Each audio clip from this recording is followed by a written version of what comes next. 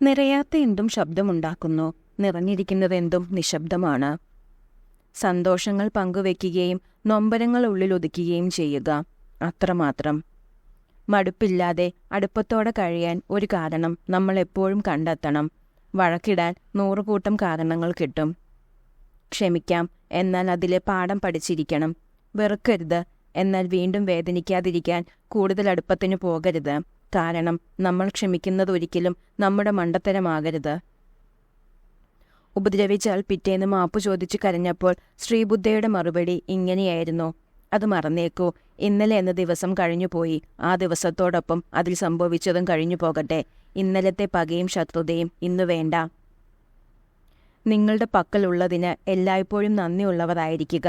ധാരാളം ആളുകൾക്ക് ഒന്നുമില്ല എന്നതാണ് സത്യം. എല്ലാവരെയും സ്നേഹിക്കുക, കുറച്ചുപേരെ വിശ്വസിക്കുക. എല്ലാം യാഥാർത്ഥ്യമാണ്, എന്നാൽ എല്ലാവരും സത്യസന്ധരല്ല. കളങ്കമില്ലാത്ത ഹൃദയമുള്ളവർ എപ്പോഴും ബന്ധങ്ങളിൽ നിർഭാഗ്യവാന്മാരാണ്.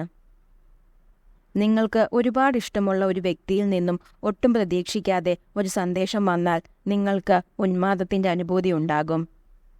അറിവിനേക്കാൾ മഹത്തരമാണ് മനസ്സിലാക്കൽ. നിങ്ങളെക്കുറിച്ച് അറിഞ്ഞവർ ഏറെയുണ്ടാകും, എന്നാൽ മനസ്സിലാക്കിയവർ അപൂർവവും.